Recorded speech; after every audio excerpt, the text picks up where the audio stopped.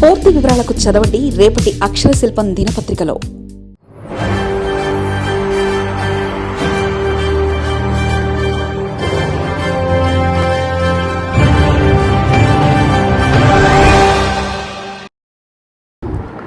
America Iran ఉద్రిక్తతలు, పాకిస్తాన్ మధ్యవర్తిత్వంలో చర్చలు.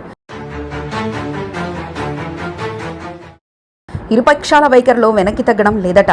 Uranium నిల్వలు, ఆంక్షల ఎత్తివేత, అనేక అంశాలపై విభేదాలు కొనసాగుతున్నావా? అమెరికా ఇరాన్ ఉద్రిక్తతలు మరోసారి తీవ్ర రూపం దాల్చాయి. ఇరాన్పై అమెరికా బుధవారం వైమానిక దాడులు చేపట్టిన కొద్దిసేపటికే బహ్రెయిన్ క్షిపణి హెచ్చరిక సైరన్లు మోగాయి. అమెరికా దాడులకు ప్రతీకారంగా బహ్రెయిన్లో ఉన్న అమెరికా నౌకాదళ 5వ ఫ్లీట్ ప్రధాన కేంద్రాన్ని లక్ష్యంగా చేసుకున్నట్లు ఇరాన్ ప్రకటించింది. బహ్రెయిన్ అంతర్గత వ్యవహారాల మంత్రిత్వ శాఖ ప్రజలను సురక్షిత ప్రదేశాలకు వెళ్లాలని సూచించింది. అయితే ఇరాన్ దాడులపై బహ్రెయిన్ లేదా కువైట్ నుంచి వెంటనే పూర్తి వివరాలు వెలువడడం లేదు. అమెరికా సైన్యం తెలిపిన వివరాల ప్రకారం హోర్మోజ్ జలసంధి సమీపంలో ఆర్మీకి చెందిన AH-64 అపాచీ హెలికాప్టర్ కూలిన ఘటన తర్వాత ఇరాన్పై వైమానిక దాడులు చేపట్టారు. అమెరికా అధ్యక్షుడు డొనాల్డ్ ట్రంప్ ఈ ఘటనకు ఇరాన్ బాధ్యత వహించాలని ఆరోపించారు. అమెరికా వైమానిక దళం, నౌకాదళ యుద్ధ విమానాలు, ఇరాన్లోని వైమానిక రక్షణ వ్యవస్థలు, భూభాగ నియంత్రణ కేంద్రాలు, నిఘా రాడార్ కేంద్రాలపై దాడులు జరిగినట్లు అమెరికా సెంట్రల్ కమాండ్ తెలిపింది. బందర్ అబ్బాస్, బేష్ముదివి పరిసరాల్లో దాడులు జరిగినట్లు ఇరాన్ అంగీకరించింది.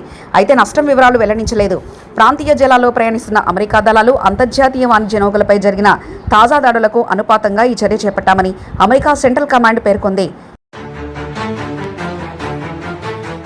ఇదే సమయంలో బహ్రెయిన్లోని అమెరికా 5వ ఫ్లీట్ ప్రధాన కేంద్రం, కువైట్లో అమెరికా సైనికులు ఉన్న స్థావరాన్ని డ్రోన్తో లక్ష్యంగా చేసుకున్నట్లు ఇరాన్ ప్రకటించింది.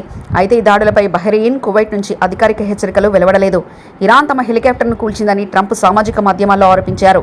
ఈ దాడికి అమెరికా తప్పనిసరిగా ప్రతిస్పందించాల్సి వచ్చిందని పేర్కొన్నారు.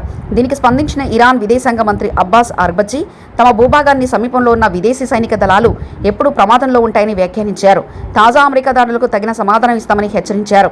ఇరాన్పై జరిగే ఏ దాడి బెదిరింపున సమాధానం లేకుండా వదిలిపెట్టం, సురక్షితంగా ఉండాలంటే మా ప్రాంతం నుంచి వెళ్లిపోవాలని ఆయన ఎక్స్లో పేర్కొన్నారు.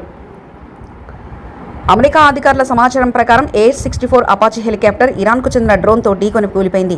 ఇది ఉద్దేశపూర్వకంగా కాదా అన్నది ఇంకా స్పష్టంగా తెలియలేదు. దర్యాప్తు కొనసాగుతుంది. హెలికాప్టర్ కూలిన తర్వాత అందులోని 2 పైలట్లను అమెరికా సైన్యం తొలిసారిగా డ్రోన్ పడవ సాయంతో సముద్రంలోంచి రక్షించింది. ఓమన్ తీరానికి సమీపంలో జరిగిన ఈ రక్షణ చర్యలో పైలట్ సురక్షితంగా బయటపడ్డారని అమెరికా సెంట్రల్ కమాండ్ వెల్లడించింది. ఈ రక్షణ చర్యలో ఉపయోగించిన డ్రోన్ పడవ పేరు కోర్పాట్సర్. దీనికి సరోనిక్ టెక్నాలజీ తయారు చేసింది. ఈ పడవ అమెరికా నౌకాదళం టాస్క్ ఫోర్స్ 59కి చెందింది. మధ్యప్రాచ్య సముద్ర భద్రత కోసం కృత్రిమ మేధతో పనిచేసే ఈ విభాగాన్ని 2021లో ఏర్పాటు చేశారు. కాల్పుల విరమణపై మళ్లీ అనిశ్చితి, అమెరికా దాడులు, ఇరాన్ హెచ్చరికలతో 2 నెలలుగా కొనసాగుతున్న కాల్పుల విరమణ భవిష్యత్తు మళ్లీ ప్రశ్నార్థకంగా మారింది. కాల్పుల విరమణ అమల్లోకి వచ్చిన తర్వాత ఇరాన్, ఇజ్రాయెల్ మరోసారి కాల్పులు జరుపుకున్నాయి. ఇరాన్ ప్రభుత్వం టెలివిజన్ కథనం ప్రకారం ఇజ్రాయెల్ దాడుల్లో తమ వైమానిక రక్షణ విభాగానికి చెందిన కనీసం 2 సభ్యులు మరణించారు. 2025లో ప్రారంభమైన యుద్ధం ప్రపంచ ఆర్థిక వ్యవస్థపై తీవ్ర ప్రభావం చూపింది. ఇంధన ధరలు పెరగడంతో పాటు ఆహార పదార్థాల ధరలపై ప్రభావం పడింది. హోర్ముజ్ జలసంధిలో రవాణా అంతరాయాలు పరిస్థితిని మరింత క్లిష్టం చేశాయి. అమెరికా, ఇరాన్ మధ్య శాశ్వత ఒప్పందం కోసం పాకిస్తాన్ మధ్యవర్తిత్వంలో చర్చలు కొనసాగుతున్నప్పటికీ ఇరుపక్షాలు తమ వైఖరిలో వెనక్కి తగ్గడం లేదు. యురేనియం నిల్వలు, ఆంక్షల ఎత్తివేత వంటి అంశాలపై విభేదాలు కొనసాగుతున్నాయి. మరిన్ని కథనాల కోసం సబ్స్క్రైబ్ చేసుకోండి మీ అక్షర శిల్పం. పూర్తి వివరాలకు చదవండి రేపటి అక్షర శిల్పం దినపత్రికలో.